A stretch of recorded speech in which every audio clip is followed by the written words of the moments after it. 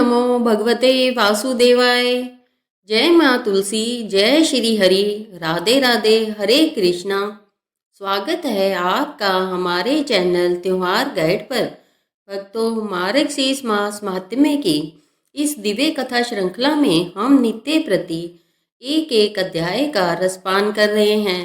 कल हमने 17वें अध्याय की वह परम ज्ञानवर्धक कथा सुनी थी जिसने आलस्य को भी पुण्य में बदल दिया। हमने जाना कि कैसे असमर्थ प्राणी भी केवल मंदिर की ध्वजा का दर्शन कर कर मोक्ष को प्राप्त हो जाता है। यह सिद्ध हुआ कि दर्शन का पुण्य कितना अपार है।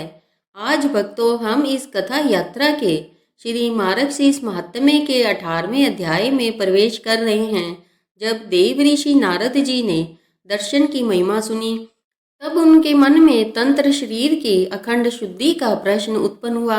उन्होंने सोचा, हे प्रभु, वह कौन सी ऐसी वस्तु है जिसे धारण करने मात्र से यमराज का भय जीवन भर के लिए दूर हो जाता है और शरीर स्वयं एक चलता फिरता तीर्थ बन जाता है। आज का यह अध्याय तुलसी भक्ति के सबसे श्रेष्ठ और सबसे गूढ़ रहस्य को समर्पित है। यह महिमा है तुलसी काष्ठमाला यानी तुलसी की लकड़ी की माला को धारण करने की। आज ब्रह्मा जी एक ऐसे महापापी की कथा सुनाएंगे जिसने अज्ञानतावश भी यह माला पहनी तो यमदूतों को भी उसे छूने का साहस नहीं हुआ। तो चलिए अपने मन को एकाग्र कर कर और तुलसी माला की रक्षा शक्ति को जानने के लिए माँ तुलसी और भगवान विष्णु का ध्यान करते हुए इस परम दिव्य कथा का रसपान करते हैं। श्री सूत जी महाराज नैमिषारण्य में बैठे शौनक आदि ऋषियों से कहते हैं, हे ऋषियों, जैसा कि ब्रह्मा जी देव ऋषि नारद को सुना रहे हैं, जब परम पिता ब्रह्मा जी ने दर्शन यानी अध्याय 17 की महिमा बताई तो नारद जी ने कहा, हे पिताश्री, यह तो अत्यंत सरल मार्ग है, परंतु वह कौन सी एक ऐसी वस्तु है जिसे धारण यानी पहनने मात्र से समस्त तीर्थों का पुण्य प्राप्त हो जाए और यमराज का भय जीवन भर के लिए दूर हो जाए? क्या कोई ऐसा अचूक उपाय है जिससे शरीर ही पवित्र हो जाए? ब्रह्मा जी ने रहस्य का उद्घाटन करते हुए कहा, हे पुत्र नारद, हाँ, वह एक वस्तु है जो शरीर को जीवन पर्यंत शुद्ध रखती है। वो है तुलसी काष्ठमाला। सुनो पुत्र, तुलसी वृंदा मेरी पुत्री है और भगवान विष्णु की परम प्रिय है। तुलसी का काष्ठ यानी लकड़ी शरीर को छूते ही समस्त शरीर को पापों से मुक्त कर देता है। तुलसी माला धारण करने वाले भक्त के शरीर में समस्त तीर्थ वास करते हैं। उसे ना रोग का भय रहता है, ना शत्रु का भय रहता है और ना ही यमराज का भय सताता है। जो मनुष्य इस मार्गशीर्ष मास में तुलसी माला धारण कर कर हरि नाम का जाप करता है, वह कोटि गुना यानी करोड़ों गुना अधिक पुण्य प्राप्त करता है। इस सत्य को सिद्ध करने के लिए मैं तुम्हें एक महापापी की कथा सुनाता हूँ जिसका उद्धार केवल माला के प्रभाव से हुआ। ब्रह्मा जी ने कथा आरंभ की। हे नारद, मधुपुरी नामक नगर में चित्रसेन नाम का एक अत्यंत दुराचारी महापापी व्यक्ति रहता था। वह जुआ खेलता था, मदिरा पान करता था, मांस भक्षण करता था और पर स्त्री गमन, दूसरे की पत्नी पर बुरी नजर जैसे घोर पाप करता था। धर्म और भक्ति से उसका कोई नाता नहीं था, परंतु भक्तों, उस चित्रसेन के पिता परम भक्त थे।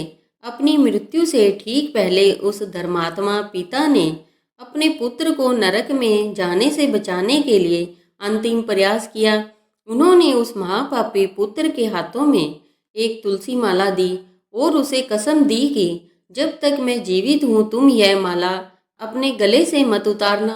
वह चित्रसेन अपने पिता के भय से वह तुलसी माला तो पहन लेता था, परंतु पाप करना नहीं छोड़ता था। वह माला को पाप करने का ताबीज समझकर धारण किए रहता था ताकि यमराज उसे ना ले जाए। इस प्रकार मार्गशीर्ष का पवित्र मास आया और चित्रसेन अपने पाप कर्मों में ही लीन रहा। एक रात मार्गशीर्ष मास की अमावस्या की भयंकर रात्रि थी। वह महापापी चित्रसेन अपने पाप कर्मों में लिप्त रहते हुए ही अचानक प्राण त्याग कर गया। उसकी मृत्यु होगी। जैसे ही वह मरा, यमराज के महाभयंकर दूत यमदूत लोहे के पास फंदे और दंड लेकर अग्नि वेग से वहां प्रकट हो गए। उन्होंने चित्रसेन की आत्मा को पास में बांधा और उसे घसीटते हुए नरक की ओर ले जाने लगे। परंतु भक्तों, चित्रसेन की देह पर पाप के लाखों निशान थे, परंतु गले में तुलसी माला थी। जैसे ही यमदूतों ने उस मालाधारी चित्रसेन को नरक की ओर ले जाना आरंभ किया, उस माला से दिव्य तेज निकलना आरंभ हो गया। वो तेज सूर्य के समान चमकदार नहीं था, वह अग्नि के समान भयंकर था। वो तेज उन यमदूतों के शरीरों को जलाने लगा। यमदूत चीख उठे, पाश ढीला पड़ गया। उन्होंने चित्रसेन को धकेलना बंद कर दिया और वे पीछे हट गए। यमदूत उस तुलसी माला के तेज को सहन नहीं कर पाए। वे यमदूत भय से कांपते हुए सीधे धर्मराज यमराज के पास गए और बोले, हे प्रभु, रक्षा कीजिए। मृत्यु लोक में एक महापापी चित्रसेन की आत्मा को लेने गए थे, परंतु वहां तो भयंकर अग्नि का घेरा है। वहां पापी अपने गले में कोई चमत्कारी वस्तु धारण किए हुए हैं। उस वस्तु के तेज से हमारे हाथ जल गए हैं। हम उसे यमपुरी नहीं ला सकते। कृपया कर कर हमें मार्ग बताइए।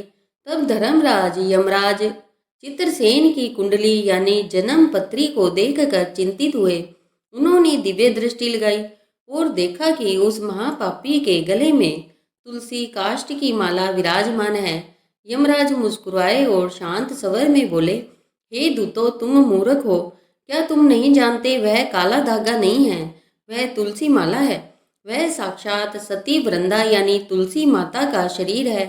यमराज ने अपने दूतों को उपदेश दिया, हे दूतो, तुलसी माला धारण करने वाले के शरीर में समस्त तीर्थ वास करते हैं। उसके जीवन पर्यंत के पाप उसी क्षण भस्म हो जाते हैं। यमुना, गंगा, गोदावरी सभी पवित्र नदियां तुलसी की माला में विराजमान होती है। जिस प्राणी के गले में तुलसी है, वह हमारा अर्थात यमराज का अधिकारी नहीं रह जाता। उसे छोड़ दो, वो आत्मा पवित्र हो चुकी है। ठीक उसी क्षण भगवान विष्णु के दिव्य पार्षद अर्थात विष्णु दूत दिव्य विमान लेकर शंख ध्वनि करते हुए वहां प्रकट हो गए। उन्होंने यमदूतों को अंतिम प्रणाम किया और चित्रसेन की आत्मा को दिव्य देह देकर विमान में बिठाकर बैकुंठ धाम ले गए। हे नारद, ब्रह्मा जी ने अपनी कथा का समापन करते हुए कहा, अब तुम तुलसी माला का मातम समझे। शरीर को शुद्ध करने के लिए तीर्थ स्थान अध्याय 8 करो। वाणी को शुद्ध करने के लिए नाम जाप अध्याय 6 करो।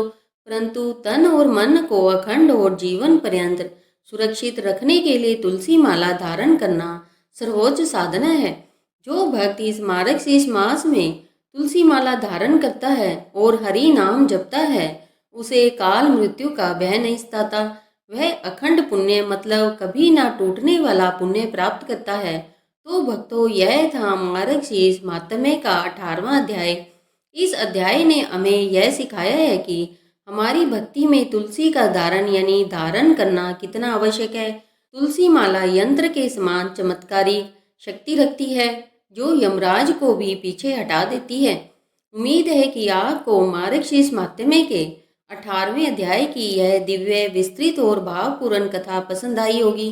तुलसी माला की महिमा सुनने के बाद नारद जी ने ब्रह्मा जी से क्या अगला प्रश्न पूछा और ब्रह्मा जी ने इस मास में भगवान विष्णु के चरण पादुका यानी जूते, चप्पल और मंदिर में उपकरणों के दान का क्या फल बताया, यह सब हम जानेंगे कल 19वें अध्याय की परम दिव्य कथा में। यदि यह कथा आपके हृदय को छू गई हो और आपके मन में भी तुलसी माला धारण करने के प्रति श्रद्धा जागृत हुई हो, तो कृपया इस प्रस्तुति को अपना स्नेह देकर लाइक करें। इस पुण्य कथा को अपने तक ही सीमित ना रखें। इसे अपने परिवारजनों और मित्रों के साथ साझा यानी शेयर अवश्य करें, ताकि वे भी जान सके कि मार्गशीर्ष मास में तीर्थ दर्शन मात्र का कितना बड़ा महत्व है।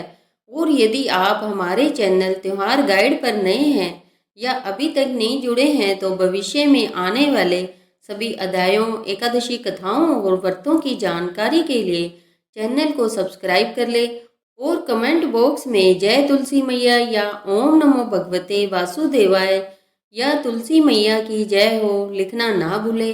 भगवान श्री कृष्ण की असीम कृपा और तुलसी माला की रक्षा शक्ति आप सभी भक्तों को प्राप्त हो। इसी मंगल कामना के साथ अब मुझे आज्ञा दीजिए। राधे राधे, हरे कृष्णा।